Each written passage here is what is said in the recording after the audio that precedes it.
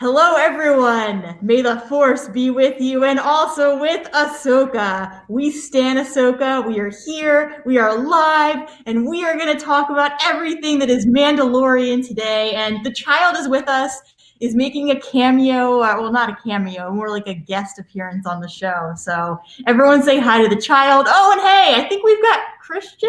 Yeah, I don't have any cool props, so Yeah, but I mean, I've used all my props. It's like I could bring out my original trilogy VHSs again, but I showed those to everybody. So, well, we have Christian with no props, and behind the child, we have the one, the only Zach Wilson. I don't want to move it, but I don't know what else to do with it. I guess I can just hold it. Like the whole show. Yes. And to my left is this guy named Hubby Joe. All right, here's my prop. It's Ewoks number 9. Okay, that's a pretty sweet prop, right? I raise you, Dark Empire. All right, and yours might be a slightly better story. But I mean, I think that for this, discussion and everything, we were starting to talk about, since we are dealing heavily, well, not heavily, but we got a name drop at the end of this episode. And honestly, to me, that is what I want to talk about first, because like I said, we stan Ahsoka. I have her book in English. I have it in German. Hold on, I have to move the mic so I can properly celebrate. And, as the first sentence of the book starts, Mandalore burned, let's talk about the fact that we now know for a fact that we could be seeing Ahsoka soon. Yeah, like next week. Yeah, it could be that soon. Yeah, I agree. Like, it would be, honestly, it would be disappointing. I actually think that there's no way we won't see her next week, because you can't drop the name on us and then wait 4 episodes. I think that they would have said, if they weren't going to show us next week, they would have just said there's a Jedi on, I forget the name of the planet right now because I'm too excited about Ahsoka. They wouldn't have dropped the name if they weren't going to show us next week, I think. Yeah, I think so too, especially because we've had so much building up to this. The whole thing is he's supposed to find other Mandalorians so that he can go and help the child go and meet with a Jedi. So I feel like if they don't do it next week, they've really been dragging us along. But the other thing I just want to say is that I love the fact that they finally explained exactly what I was hoping they would explain with the helmets, that it's just different. Mandalores do it differently, and the Watch is just a crazy religious sect of Mandalorians. Christian, what say you about all of this? I did like the way that this is the way got kind of thrown in his face. I was just like, oh, that's cold, but I like that. What I would say about Ahsoka, by the way, is if this were like a network series and there were going to be 22 episodes, there'd be 0% chance that we'd get her next week. But because it's another, this is another 8-episode season, I think. So I believe so. Yeah. So I think that we have a very good chance, but now we won't get her till the very end. They'll build up to it. And then 2 weeks from now is when you'll get a lot of her. But yeah, I do think that they're going to have to give us to her soon. And, I mean, we've had some good rumors as to who's been cast to play her, but none verified. It's all but confirmed. Yeah. So Rosario Dawson. Yeah. Rosario Dawson. Yeah, exactly. Yeah.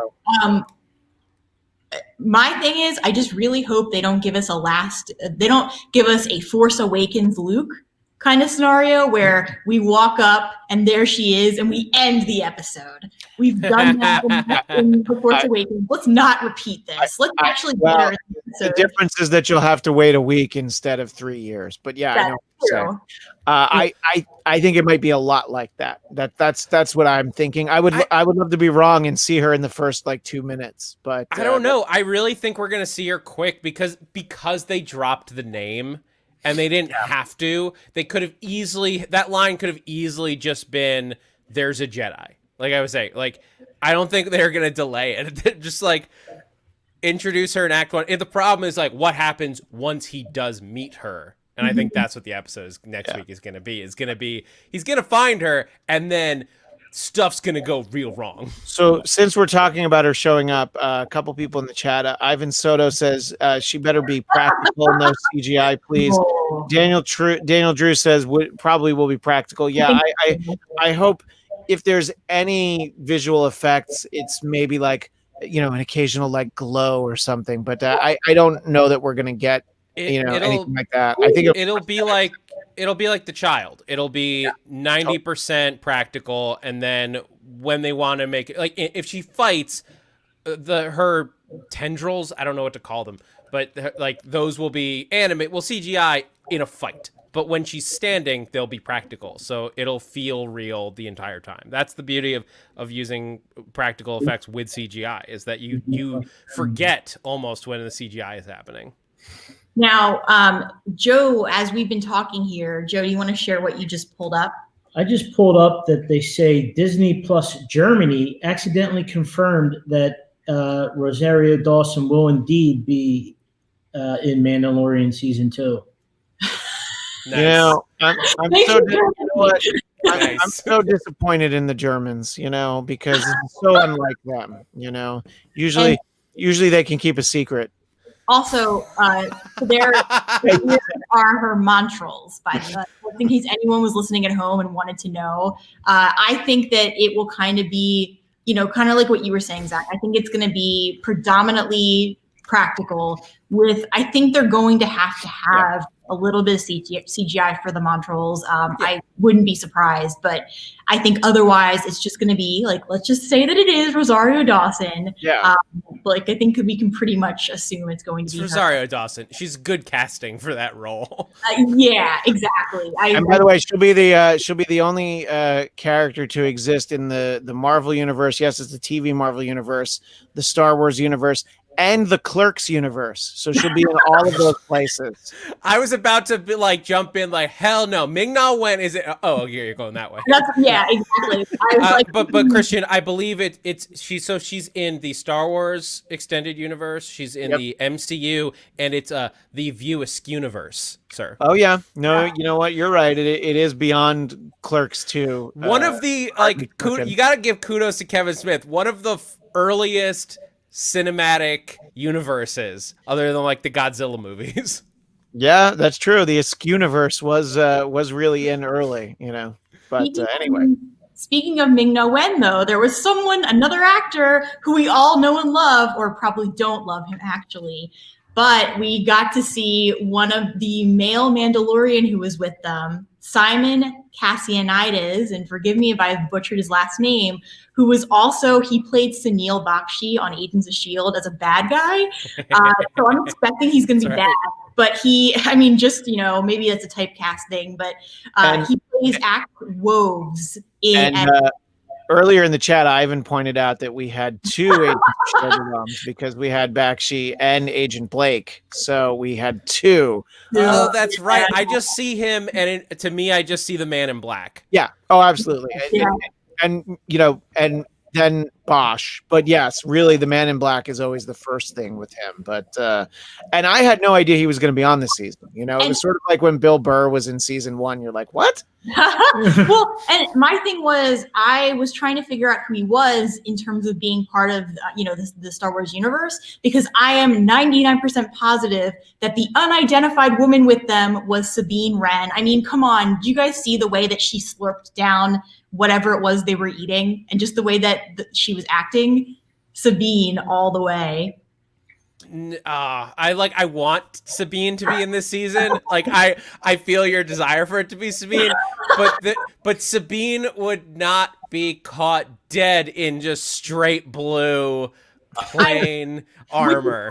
When we saw Bo-Katan and we saw the helmet, at first I thought it was Sabine because of the way the design that it was. Yeah. But I really am, I'm hoping that this is Sabine that we saw, but I get your point that it would be multicolored. She probably would even have the spray paint with her as they're fighting, the Imperial. Oh, yeah. Also, the one thing that kind of struck me as being a little bit odd characteristically, though I believe that Bo-Katan would definitely be, taking over an Imperial ship, it almost seemed uncharacteristic to me that she didn't tell Din what the full plan was and then kind of like reneged on the deal as they're in the middle of the mission. Christian, what did you think? Like, that feel characteristic to you, or? Yeah, I think that I don't know. I mean, I think it is one of those things where I feel like it's almost like it, look, the animated stuff's all going to tie in, but it suits the story for her to be like that. And how much time has it been since we've seen the character? You know what I mean? So when's the last time we saw Bo-Katan? Like that's Clone Wars, right? So 25 years, something, right? Yeah. Was it Rebels or? We saw her. Actually, yeah, I think we did get her in Rebels, right? For a little tiny bit. No, yeah. Rebels is 5 years before A New Hope, right? I think we did. I think it was. I think we got her a little tiny bit. We got her in season 7 of Clone Wars, the new season of Clone Wars. Yeah, Right, we but then- definitely got her but there that- because we had that whole scene with Ahsoka where she was on Mandalore, and we got Did she? Bo-Katan. But I think Bo-Katan was You're in right. Rebels. You're right. It You're right. She wasn't comes in right at the end to take the dark the saber. dark saber, yeah, because that's how she ended up with it, and then now we know Moff Gideon. We know his. So Daniel Drew's saying that Rebels is about 12 or 13 years before this, which kind of tracks because my understanding is Rebels is like 5 years before A New Hope. And the subtitles gave a name for the character, and Jonathan points out Costco Reeves. So, And here's the thing: I think that Sabine, I do think there's still a chance that we see her this year. But I think she would be with Ahsoka because the last time we saw Sabine was she and Ahsoka were going to go look for Ezra. And I really hope we see Ezra too, because like maybe we'll get some of these answers next week, but I will feel really upset. Like, I know they have to please some of the fans who have never seen the animated series either. Sure. Because so I'm wondering if they're going to stick with what we should kind of be following through with the Rebel storyline, because that was such a major cliffhanger. If they could wrap it up in Mandalorian, that would be great. But part of me is worried that they're going to cater more to people who would not watch the animated shows because they're gearing this more towards, the average, I don't want to say average. There are a lot of fans who obviously they're diehard fans like us. They're going to watch everything. But I think there are also other fans who they won't watch a cartoon because they're going to assume it's meant for kids, especially Rebels, just in my opinion. But Joe, did you pull something else up that you were looking at? Sabine is being played by WWE wrestling star Sasha Banks. Unconfirmed rumor, but I believe we saw her in this episode, didn't we? Yeah, I think that was who she's- was lurking in the shadows. Yeah. by the Yeah, shop. that's her. That's the woman who I thought was Sabine, but I guess with the subtitles it's saying otherwise. We don't know.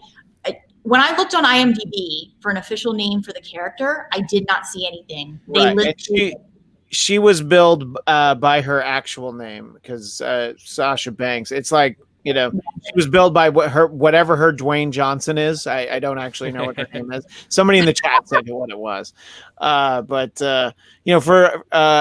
For our non-wrestling fans like myself, it's just easier to know that. But somebody had mentioned it in the chat. But yeah, I will say there was, to that point, like I also don't think that it's her, because I think Star Wars has been pretty good about not like race bending characters, and Sabine has always been portrayed as as much like Asian American or Asian. Yeah. In that world. So I hope that here comes Haywood Wong off the turnbuckle on the top rope to pin me down, Mercedes Vernado. So thank you, Haywood Wong. Awesome. Thank you. Good. One thing I just wanted to say, I actually do think that this felt very in character for Bo-Katan. Like the double back, because Bo-Katan was the person who, like, she broke away from Mandalore and her sister to join Death Watch, and didn't have any qualms about like siding with somebody who was her enemy when she had to team up with Ahsoka, who she considers the Jedi the enemies of Mandalore, but she knew that she had to team up with them to take down the Sith. I think that she's not bad, but I think she's willing to betray people when she needs to. I agree with you, and I definitely see what you're saying. To me, the only reason it kind of felt a little bit out of character for her was who she was portraying. Because I always have had this idea in my head that if you're Mandalorian, even if you're the one from the crazy religious sect, you're still going to, like, they're still one of your own. Especially the fact that she would go and when they were getting attacked by, I believe the species is called the Quarren, when he was getting attacked by them again in that alleyway, all three of the Mandalorian arrived and like were there to help. So, and I feel like so bad. I loved that scene. I loved the fact that we got paternal Din. Joe, this question's for you. Tell us about your favorite child moment in this episode. Will he not eat anything? What was he? Did he eat whatever was crawling over his head? The squid thing, The or whatever that squid-looking was. thing? Yeah. Is that yeah, what he did. because when he finally went back to him, he just had a technical sticking out of his mouth. And that was kind of confusing too, that sequence, because I think they were definitely trying to imply that he ate that giant squid monster that was still lingering in the ship, but it almost looked like Din had thrown something out or something became detached. Something broke off of the ship as he was flying away, like he threw it out the window or something. Maybe that was just another dig at the Mon Calamari, who like completely butchered his ship trying to fix it, the Razor Crest. Yeah, I think it was just like they did such a bad job. As soon as he jumped to hyperspace, a piece of the ship Yeah, I did like that because, usually the Mon Calamari were, of course, highly respected when we only knew Admiral Akbar. But every species is going to have a bunch of putzes, and it was kind of great to see.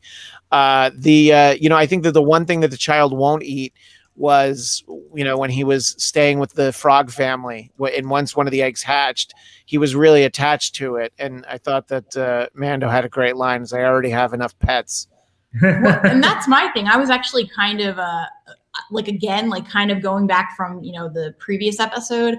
I was feeling a little anxious in that moment when they were babysitting the child, and he had me looking at the little tadpole. Yeah. That tadpole grew pretty fast. I don't know how long they were babysitting, but I don't know, Zach, were you feeling that same anxiety, or were you? I was a little worried. I was just like, oh no. When Liz has his face and he's just like, there's part of me that thinks like, because Baby Yoda is like, I'm not sure how intelligent the child is. I have questions about that, but there was this almost moment where he opened his mouth wide that I was like, did the child did it just occur to him that he ate babies? Like, is that what that look was? Was he like, oh my God, those were children? Or was he hungrier? I don't know. That's what I was worried about, that he saw, like, I was literally thinking, okay, he saw one of the eggs hatch, and I was wondering, oh, does the child fancy some tadpole? Like, is that what we're going to watch? But fortunately, I'm really glad that they did not go in that direction, and that that would have been too far. I think so too. Oh man, but no, I was just, I love that we got kind of like this duality to the episode.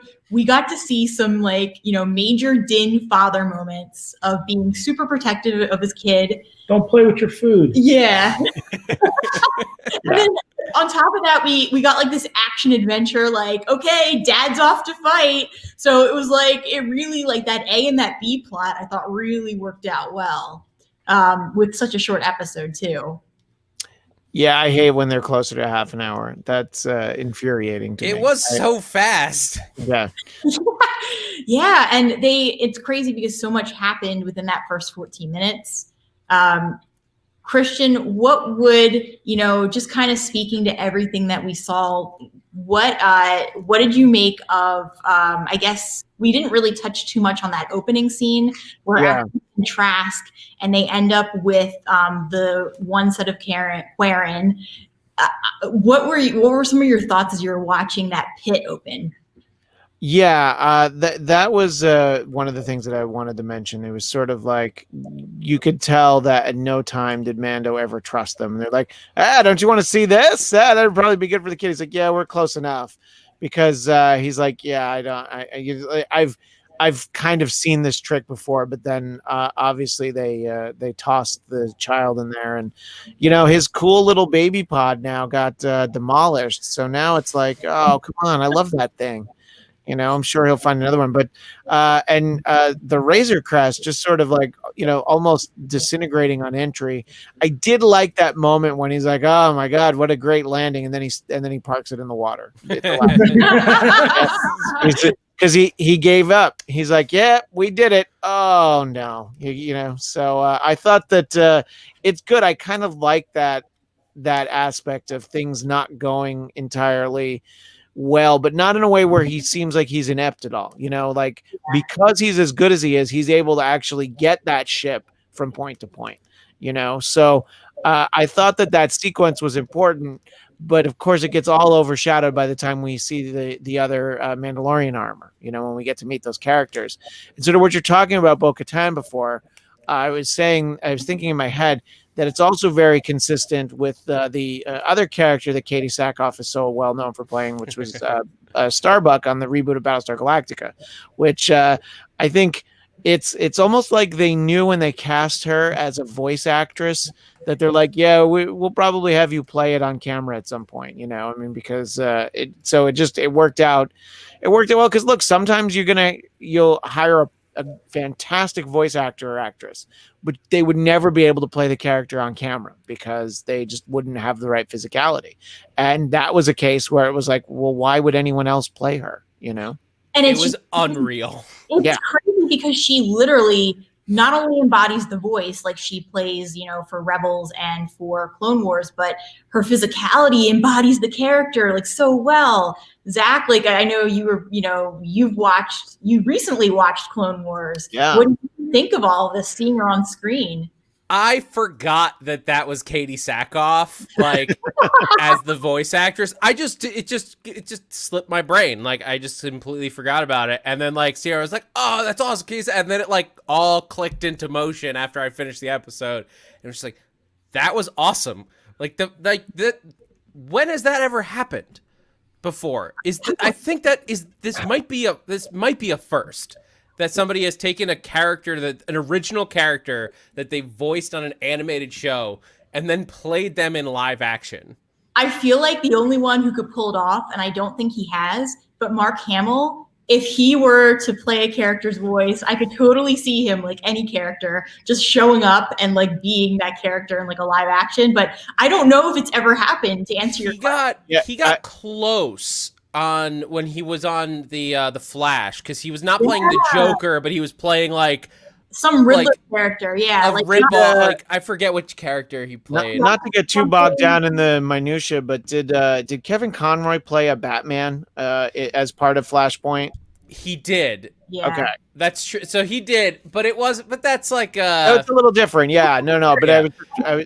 that was the only thing that really came to mind. Yeah. He did. Yeah. Kevin Conroy played in Crisis on Infinite Earths. He played Bruce Wayne from the Kingdom Come Earth. Yeah. But they were all they had a lot of cameos, and I feel like that's a little different just because it was so, I mean, maybe it's just me, but it was so fast. So it's not like you really get to, I don't know. And it's not like it's this situation with Bo-Katan where she played this character for so long, and now we're probably going to see her again on The Mandalorian. I'm assuming this won't be the last time.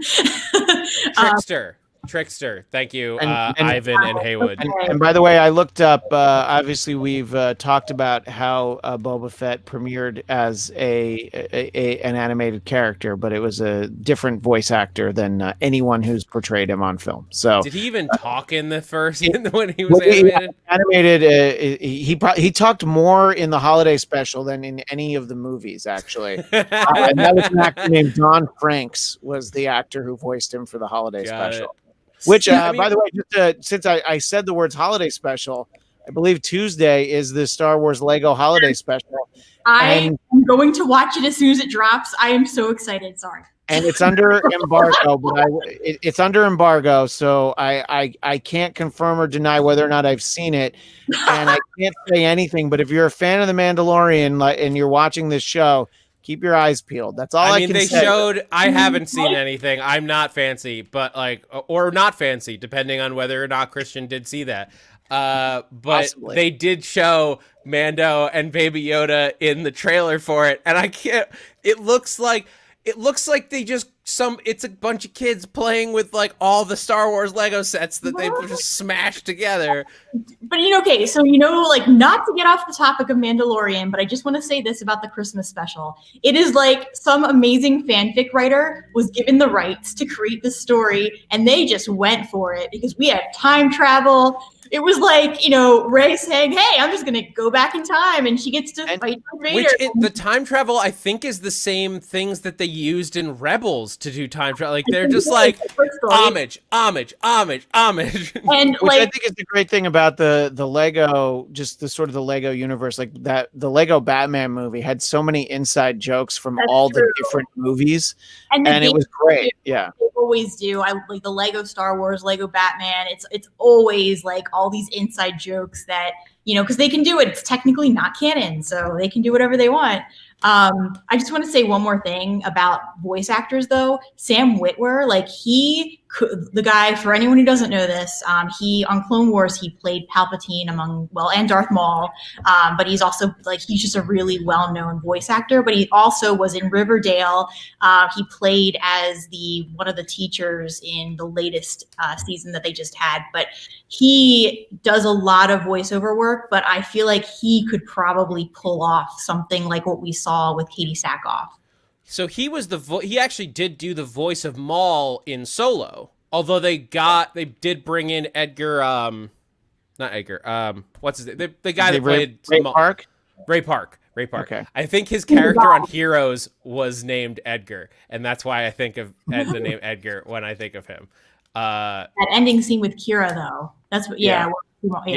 But they did have Whitwer. Anyway. The last thing on voice actors is Dan Drew points out that Mark Hamill played the Trickster, but it was a reprisal of the role from the 90s Flash show where he played the Trickster, which is I didn't know that. Yeah. I did not know that either, yeah.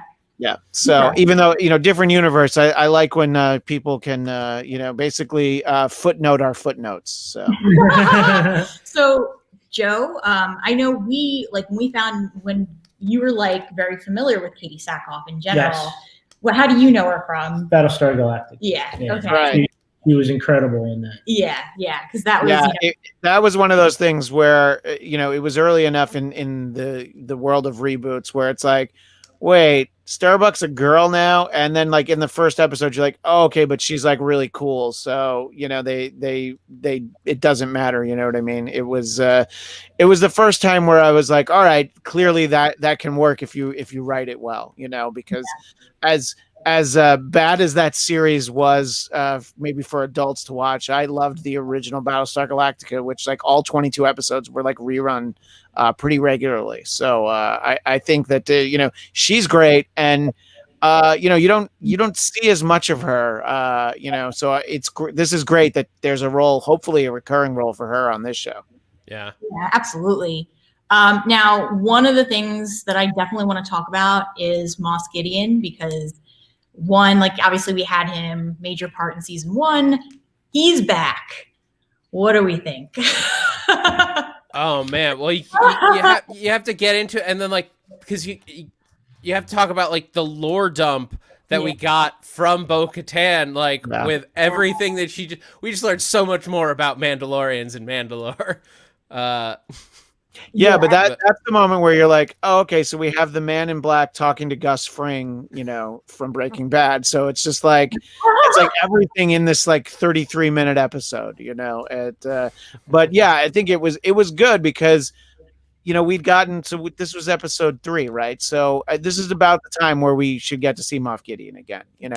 Don't actually deal with him. We don't have to have Mando show down with him, but it's good to check in and just remind us that he's pulling the strings. And of course, long live the Empire.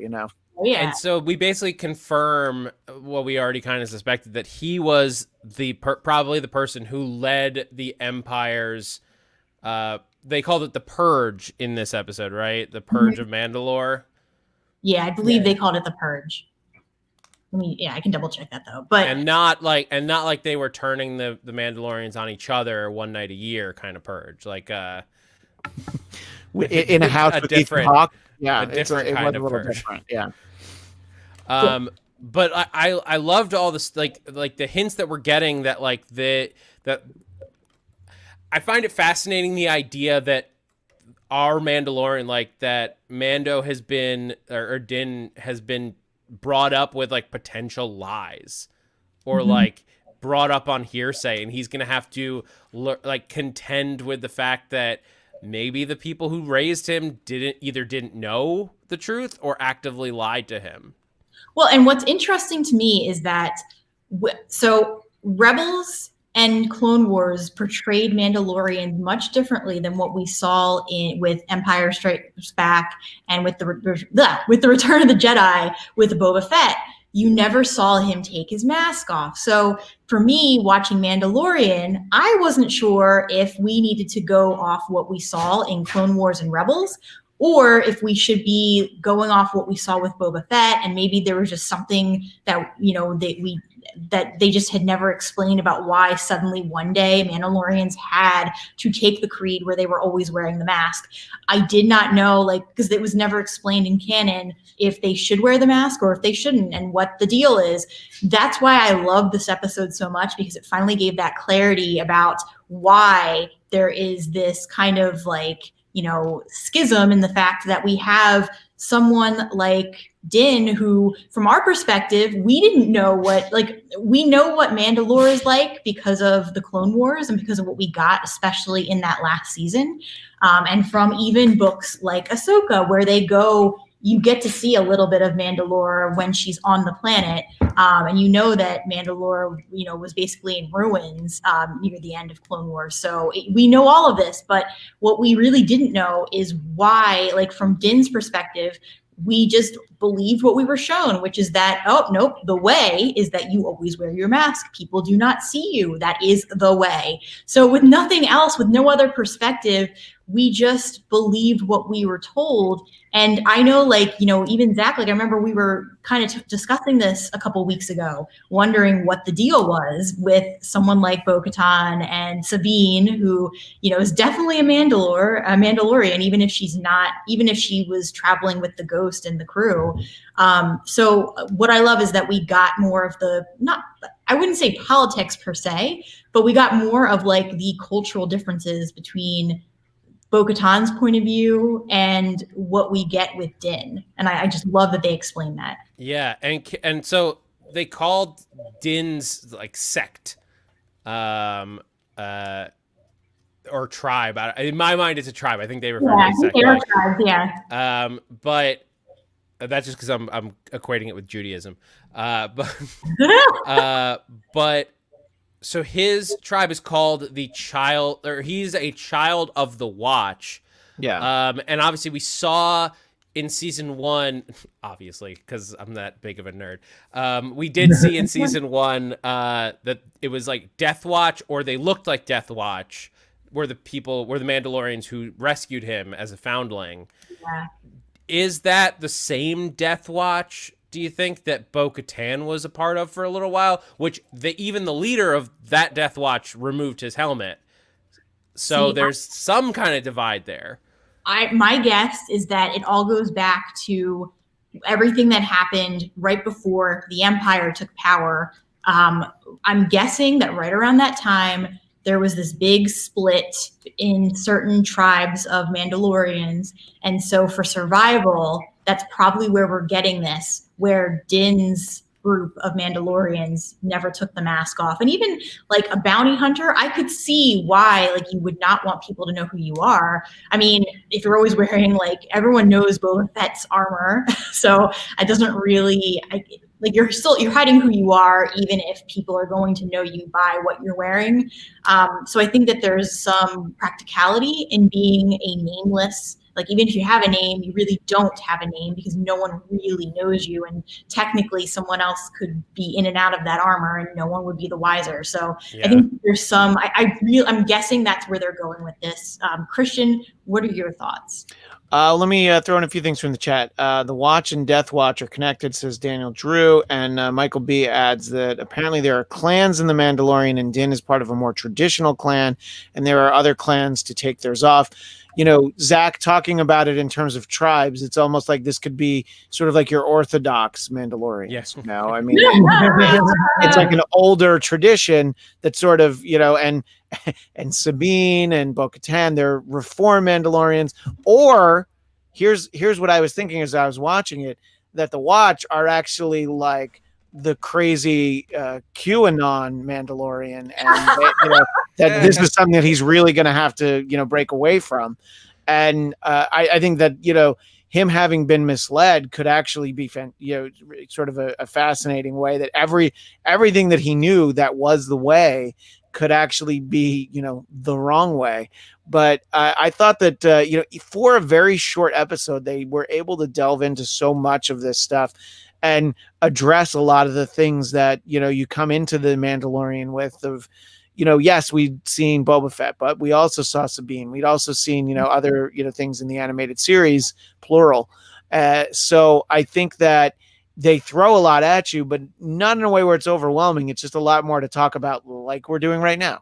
A thought on the Death Watch, Child of the Watch thing. I think it might just be that they are Death Watch, like straight up. I think it might be the same clan. My thought just now is in Clone Wars, what we knew of Death Watch was that they split off and moved to one of the moons of Mandalore because pretty much how Bo-Katan described it. They wanted Mandalore to return to the old ways where they were powerful warriors. Maybe it was after the purge of Mandalore, like the siege of Mandalore followed by the purge. They were like, we have to go full Orthodox, like just full, like go back to all of the old ways.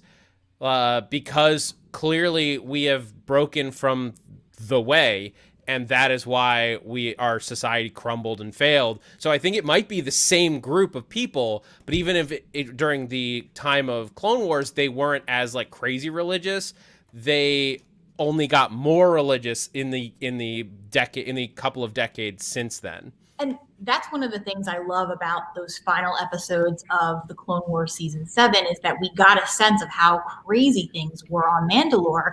It would be completely believable if after the siege we got this complete, like, you know, there was chaos and we have all of this like disunity. Even in Rebels, we got a sense of that with Sabine's family and how they were divided and how they, you know, were torn between supporting this empire that they did not truly believe in because of what they stood behind, but they also wanted to survive. And so I could see, like, you know, Mandalorians, they are a group who survive. That's what they do, no matter what they have to do. And I could see one tribe or clan or whatever you want to call it, I could see one of them deciding, yeah, no, we need to, for our own protection in these crazy times, we need to keep our masks on and we need to hide underground. And I think that if nothing else, the Mandalorians know that just because, like, they know what happened on Mandalore, just because there's no more empire, like, officially, like, obviously we have Moff Gideon and like everything he's doing to resurrect the empire and keep it alive. But he knows, like, Mandalorians know that it doesn't matter. The balance of power is just going to keep shifting back and forth. So they're going to keep trying to survive. That's what I think. I just need to point out that Rachel makes a good point. If we are going to survive, we do need to keep our masks on and stay underground. That's good advice. 2020. Ivan is referring to something that Daniel Drew mentioned in the chat. Could Moff Gideon be a former Mandalorian who defected to the Empire way back when? I mean, that could explain why he has the Darksaber. And that would also be interesting because obviously we don't have a lot of...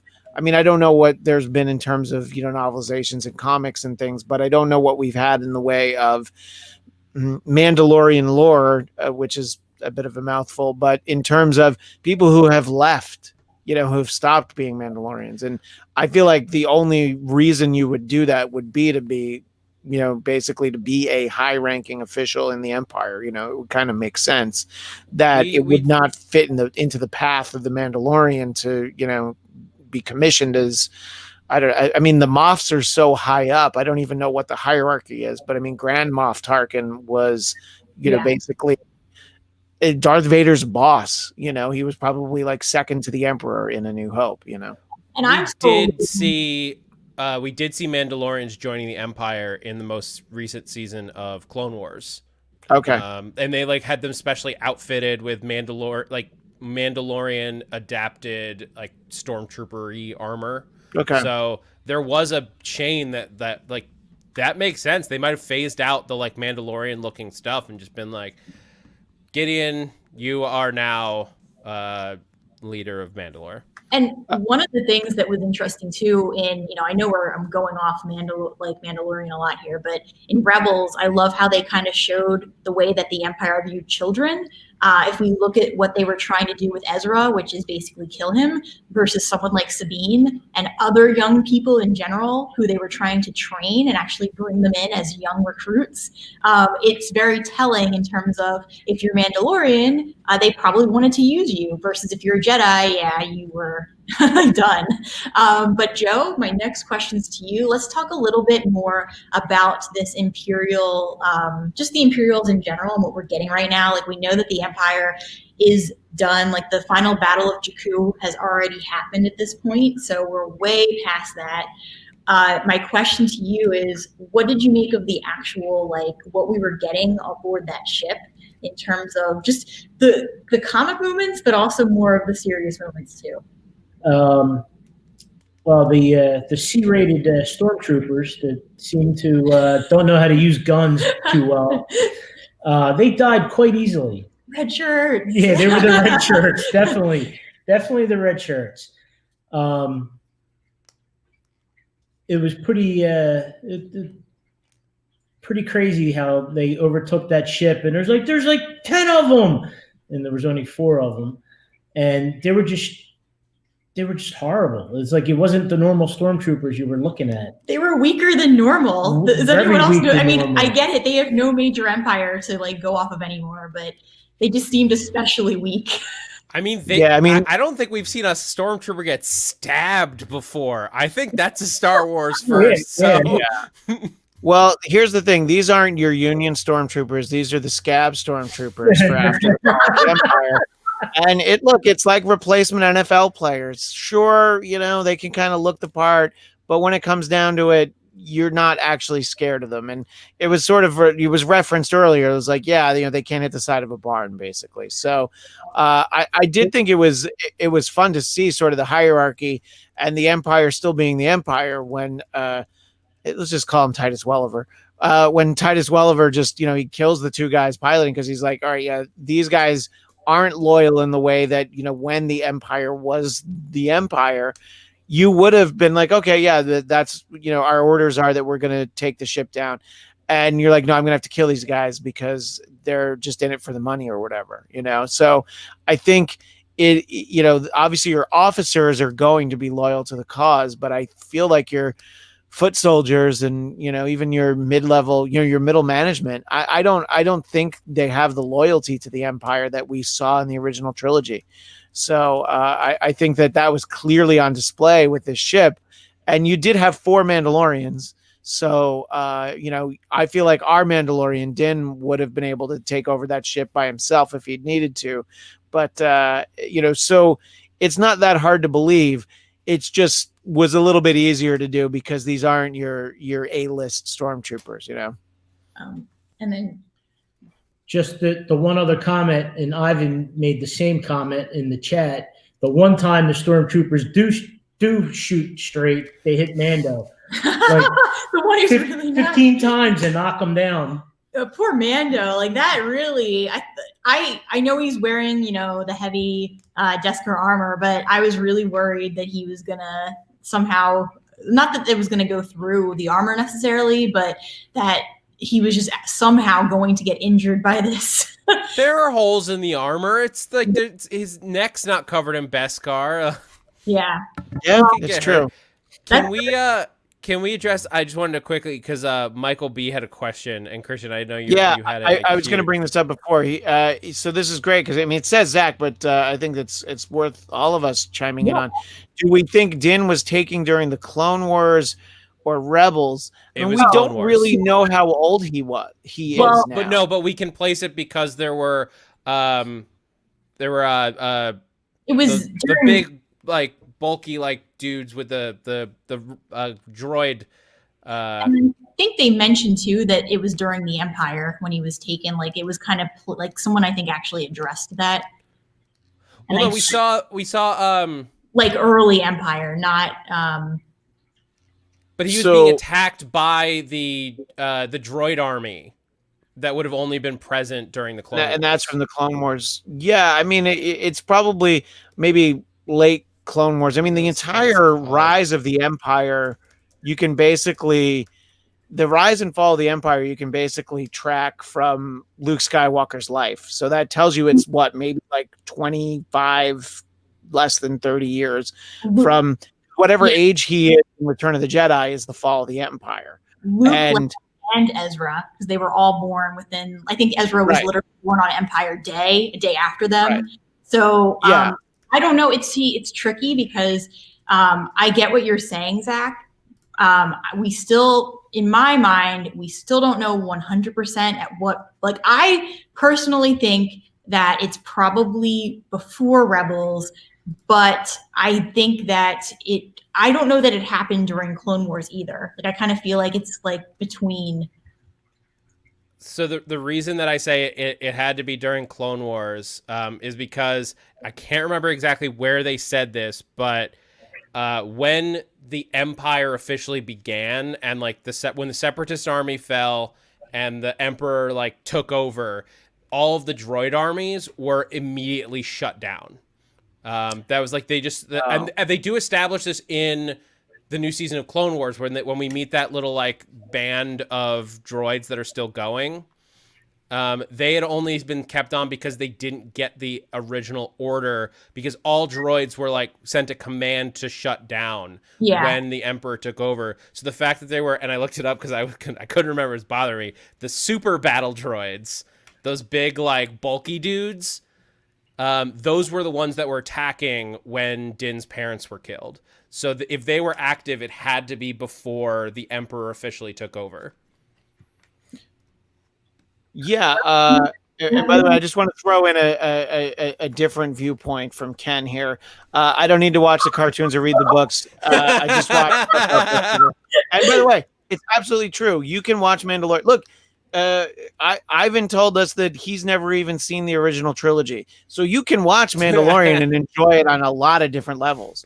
You know, I'm not up to date on Clone Wars. I didn't finish Rebels just because, you know, because it was like pre Disney Plus, and you know, when you're trying to catch things on cable, it's like hard to know, like, oh wait, that season's back, or that show has a new season. So I'm not caught up on any of that. So I know little bits here and there. There's a lot of stuff that I don't know about, but I didn't feel lost watching it. So I think that they did a great job to have all this minutia and the stuff. I'm like, oh, this seems familiar. I have to refresh my memory on what it is, and all the stuff that, you know, that you guys picked up on right away.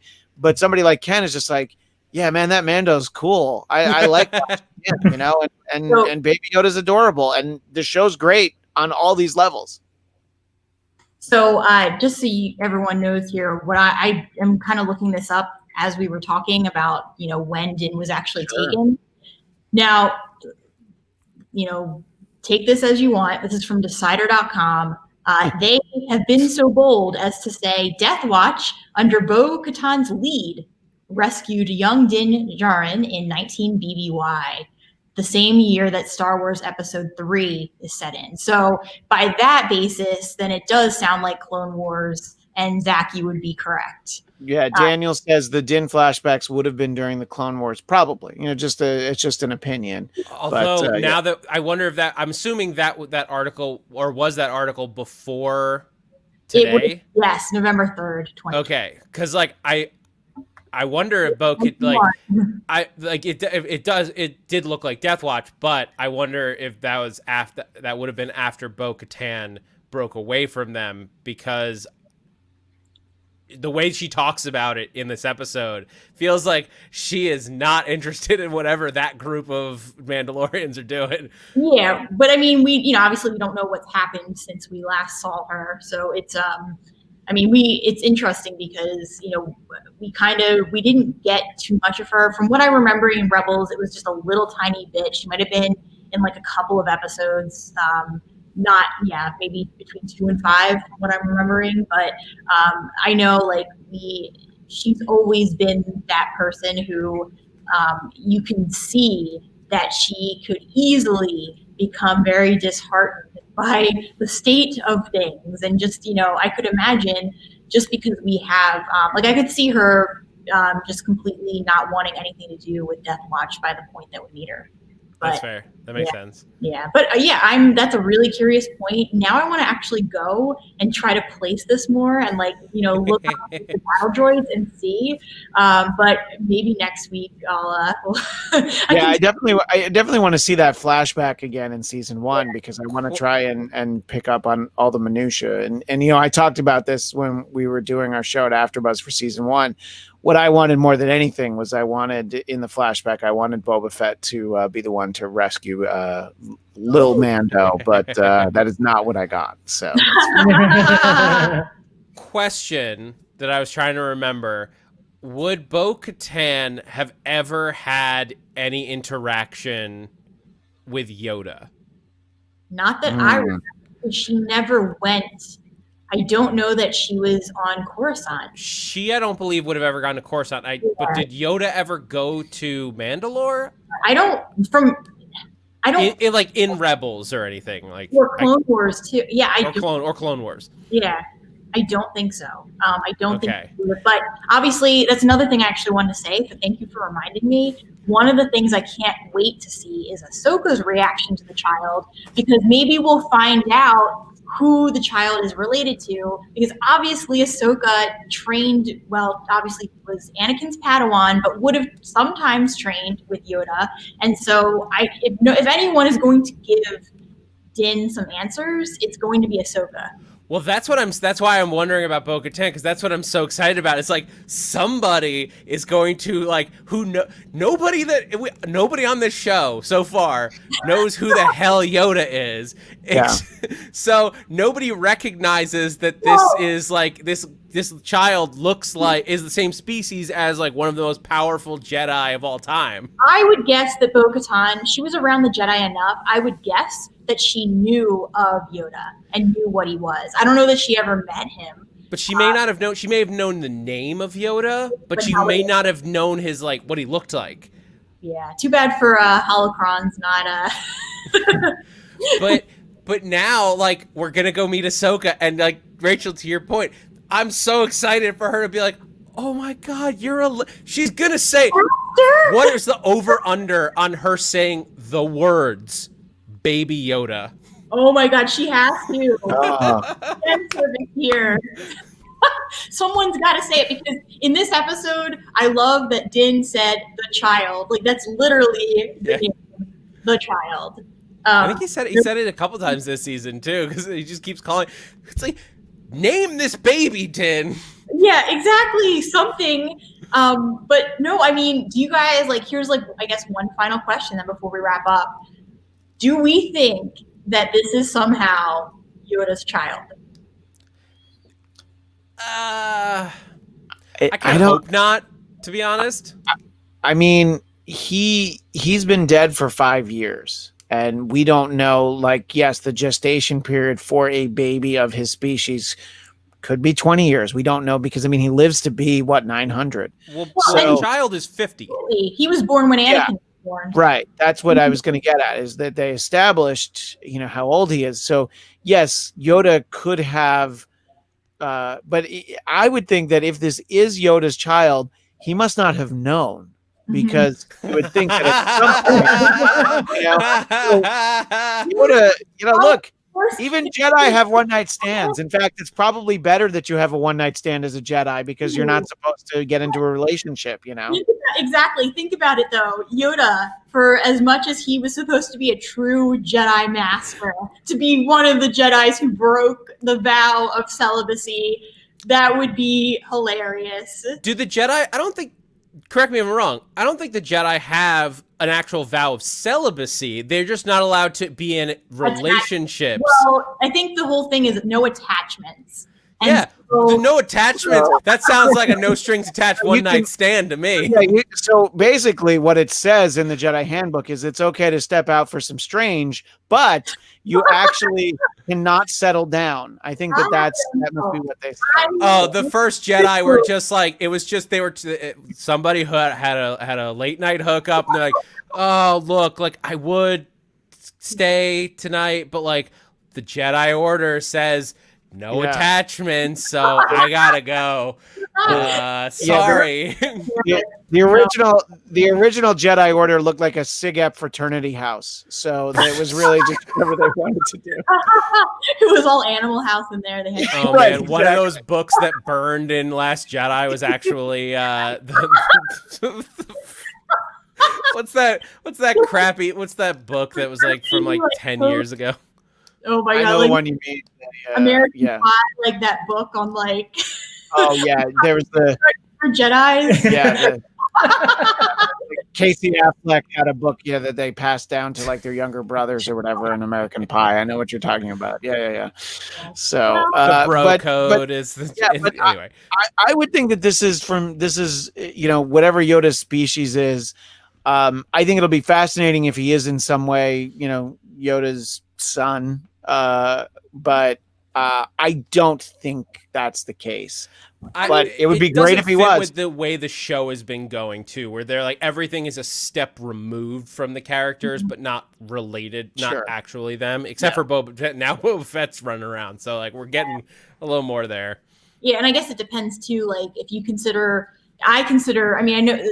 Kind of going off that comment earlier, I don't watch the cartoons that, we had that comment. Well, I guess a lot of people wouldn't see Ahsoka as being super close to this, but obviously anyone who watches Rebels or Clone Wars would, because she's such a main character.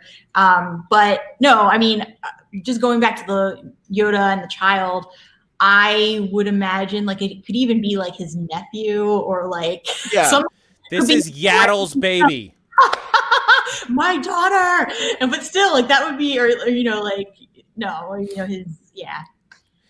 I guess it's the question of like they're returning him to the Jedi, the child to the Jedi, but it like we've only ever seen two of this type. We don't even know what this species is called. Yeah, it's just Yoda and Yaddle. That's this is my other comment too, is that if they do find the Jedi, this would be Luke Skywalker, who has not yet, I don't think he had started his new, school for Jedi yet at this point. We know eventually he has Ben Solo and he has a group of Jedi that he's training, but there's no school. So where, it's not like the council where there's like a group of masters. I don't really know what that could mean in this point. I mean, Luke is really the Jedi. So if we're not going to get involved, if we're not getting Luke involved, Ahsoka, she literally has said she's no Jedi. I mean, I consider her a Jedi, but she has, as far as we know, renounced the Jedi Order. And when she stepped away in Clone Wars, she never came back to it. Even though she still had her lightsaber and she still used the Force. And it's interesting because this book, if anyone is interested in reading more about Ahsoka, you really kind of feel how she's struggling with using the Force and also no longer feeling like she can consider herself a Jedi. That's an interesting point, because when Din shows up next week with the child and is like, "You're a Jedi. Here, take this, please." Is she gonna be like, I'm no Jedi? Kind of going off what she said to Darth Vader in Rebels too. Yeah, like does she? Who does she point Din to now? Because is she gonna take the child or no? Because she's not a Jedi. She's not his species. So I don't know. Well, this ties into something that Michael B asked. Since the Force is strong with Yoda's race, could they be called Jedi? I think you need to train to be a Jedi. Anakin, as a kid with all the midichlorians and all that, he wasn't a Jedi until he trained. So you're not. Force user is not the same as a Jedi. Yeah, right, exactly. So I think that the child is definitely not a Jedi. He could be trained as one, but then you run into a continuity problem where it's like, how come we never got to see this other Yoda, that we have never seen? And where was he on the child, in anything that... We lost a little bit there, Christian. Where was he when? Where was he during the Battle of Exegol? We didn't hear the child's voice. So we know that the child is still alive. Ezra either. So we know Ezra's still alive. So what would be interesting is if when they go to Ahsoka may or may not have found Ezra at this point. Who knows? Maybe she has, and that's who she refers into. And Ezra ends up becoming a big part of this. And then eventually it's like an Ezra child team up. His ship is totally broken. What if he moves on to the Ghost? Ooh. Nice. What if it's Ahsoka? What if in live action, and I don't know that this is what we're going to get, but just what if, let me dream here for a moment. In live action, we get on the Ghost, Ahsoka, Sabine, and Mando with Baby Yoda in tow. Hell, why not? And let's just Hera's flying the ship. Hell yeah. Then we get even if we don't, obviously Kanan is not alive, but we could get Force, apparitions of Kanan. Just Kanan, yeah. Yes, exactly. Why not? Let's do it. I guess Hera didn't go, as we saw, Hera didn't go with Sabine and Ahsoka. No, she was staying back to take care of their child. Yeah, that's right. That's right. Which he's another one if Hera and Kanan's child is now a Jedi. Oof, let's be honest. She was close enough to the rebellion. That child definitely went to train with Luke Skywalker. Definitely. I don't know. That child is dead. Well, okay. Well, either way, dead. Either dead or one of the Knights of Ren still dead. But Knights of Ren haven't happened yet, so we'll, I just mean, by, current day, there's no way that Hera and Kanan's child is alive because there's no way it didn't go train with Luke Skywalker. Yeah, no, I agree with you. But, yeah, I mean... I'm sorry. Yeah. So, poor child. If the child... Oh, my God, now we have the child. But... Yeah. I mean, they didn't really show, from what I remember, they didn't show any kind of Force sensitivity with them. So they might just be someone who was a resistance pilot, and that was that. Who knows? Maybe we'll find out one day. But we're over our hour here, and we've already gone twice as long as the episode. Yeah, I think that we could keep talking, but maybe we should just, kind of close with our final thoughts here. I'm gonna agree with a guy who calls himself the Star Wars guy online, and he points out that this is the way. It must be the way home for the barn door. Yeah, look, I thought that this. To me, this was a particularly great episode, and we just got so much into it. And I wanted to share a tweet from earlier tonight from our friend Ryan Nilsson, who was on the AfterBuzz version of the Mandalorian After Show. He said, never before have I gone from being more triggered to being excited. You know the scene I'm talking about. And in a different tweet, our friend Ryan talked about how he thought that this was the best episode of the entire series.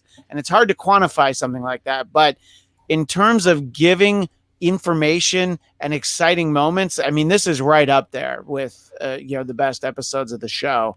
And I thought, like I said earlier, it was a short episode, but they packed so much into it that maybe we wouldn't have been able to handle 45 minutes. Just imagine another 10 minutes. We would have probably all had a heart attack. So very excited to see where it goes. I hope they don't make us wait too long for Ahsoka. And let's get Moff Gideon back into it. Like, let's actually see him, and I know we will by the end of the season, but I think he's going to be what's standing in the way of Mando, delivering the child to his people. And I just want to, just say really fast that the child of Hera and Kanan actually has a name, Jason. So that we're not calling someone else the child. And I just want to read one really quick comment from Daniel Drew, just to paraphrase. He was talking about Ben joining the Knights of Ren. Yes, this is all like very much detailed in The Rise of Kylo Ren, the comic, which is incredible. If you have not read it out there, you should all read it. Yes, the Knights of Ren did exist before, but it's from the way they depicted it in the comic, the Knights of Ren, to me anyway, kind of changed a little bit in terms of what we saw after Ben became Kylo Ren. So, but yeah, the Knights of Ren already existed under Ren, but in terms of Jason joining the Knights of Ren, I could see him being dead, but not joining them. Yeah, I want to think he's good. Yeah, he'd be a little bit too old, I think. Well, maybe not too old, but I don't know. Yeah. But can I just say, give Bryce Dallas Howard all of the things. We haven't said her name yet, and it's a crime because I think this might be one of the best. I agree with what Ryan would say. Like, this might be one of the best episodes of the show, and also I thought that as far as standalone episodes, last year's episode 4 that Bryce Dallas Howard directed was also one of the best episodes. And look, she hasn't directed a ton of stuff, but these 2 episodes alone, I'm just give her a series. Just give her a whole Star Wars series. I don't know which one you got coming up. Let her run with it because she's killing it. That's my final thought. No, and I think it's funny because in my mind it was something that when I was watching the episode, I was like, oh yeah, we have to talk about that, and then we almost went the whole show and didn't. So because there's so much just nerding out on fan stuff to do, and she did a phenomenal job. And the way that Disney works, she'll get a Star Wars movie or TV series. She's gonna get a Marvel movie at some point too. She's gonna be fine. They obviously they have a good relationship with her dad, and I just hope it also means more work for Clint Howard because he's a fellow Burbank resident, Zach. So we have to look out for Clint. And Joe, did you have any final thoughts you wanted to add? Always be respectful and don't play with your food. Absolutely. These are great words to live by. This is the way. Is the way. And so all I'm going to say is my final comments. These are more fan comments. This is going to be very controversial, maybe. I want to see, speaking of Knights of Ren, I would love to see this kind of link back to Luke. And even if we don't get to see Luke, I would love them to kind of dive in and touch on Bloodlines a little bit so we learn more about what was happening with Ben Solo. And, kind of maybe even just seeing a cameo with him as a younger person would be very interesting before, just to kind of give fans more of that service and more of, obviously Tross happened and he, I won't even get into that, but I would just like to see them kind of explain more of that, kind of what we get in the Rise of Kylo Ren comics, which was kind of, showed us everything from, Ben's late teenage to up until he falls. So did Ahsoka meet Luke? That was my other question. Did she know? Because in Rebels, she didn't have any idea that they existed. So if she did learn about them, this is later. This is after Luke. It's all out in the open. Yeah. Well, and then during Bloodlines, everything's out there. So if Ahsoka didn't know, let's just presume that she's alive at the end, during Bloodlines when everything comes out. If she's still alive, let's presume that. Then she would have known that Leia and Darth Vader were connected, and then she would at least know that Leia was Anakin's daughter, because she knew. Yeah, she would at least. Or even cooler, what if you got Billy Lord to come in and play Leia, and you got an Ahsoka Leia scene where they're talking about her dad? Sorry. Thank you. I'm so excited. let's throw this out into the universe because it needs to happen. Yes. I mean, we got Leia in Rebels, so why couldn't we get her? Why couldn't we get Billy Lord playing Leia? Even if it's not here in live action, like now that we're getting Ahsoka in this era, it needs to happen somewhere. Yeah. And just one last comment from Daniel Drew: Bloodlines happens closer to episode 7. Yeah, it does happen. It happens closer to when Ben Solo falls. It's like literally the news comes out, and then that's part of what triggers Ben Solo. So yeah, but we don't know. Like this could be a season 3 or 4 thing with Mandalorian. But I don't know. I'd like to at least get a little bit of something now. But sorry, I went on a little bit there. Christian, where can everyone find you? Well, if you're watching this show on YouTube, you're right where you can find kind of everything. The Blackcast YouTube channel, BLADTCAST. If you're watching somewhere else, BLADTCAST. One of the things you'll find there will be our Star Trek Discovery after show, which we did earlier today. And this was one of the best episodes of that show, too, at least this season so far. So in the same morning, I watched both. And I've talked about this before. We live in a time where, you can watch a new episode of a Star Trek show one day and then the episode of the Star Wars show the next day. Well, I watched them both this morning and I was like, well, the rest of the day is going to be downhill. But fortunately, I've had the forum to talk about this. And on the Blackcast YouTube channel, you also find Marvel Movie Talk, where we had a great conversation with Julia and Eric Lewald, who are 2 of the co-creators of X-Men Animated Series. And they have a fantastic book, which is a book of artwork of the X-Men Animated Series, completely authorized by Marvel/Disney. The book's about $50. So put it on your Christmas list, your Hanukkah list, or your Life Day lists. Please make sure to put it on those lists. And you can find everything BLADTCAST. And I'm, as it says, at Christian DMZ. Awesome. And Zach, where can everyone find you? At that Zach Wilson. Cool. Done. It's the opposite of my plug. Joe? You can find me anywhere you find Rachel, or follow me on Facebook on Rachel's Hubby Joe. Cool. And you can find me on Instagram at Rachel Radner Author. If you like romance books, you can find me on Amazon at Rachel Radner. I've got like 3 different short stories that have been published with some anthologies and 3 different standalones that I've written. And that's pretty much it. Twitter, you can find me on either Rach Goodman or Rachel Radner. So thank you everyone for tuning in today. This was a very, I would say, a great episode for the fans. And it was very, I loved all the Easter eggs. I loved the conversation we were able to have about this. So until next week, may the Force and Ahsoka be with us all.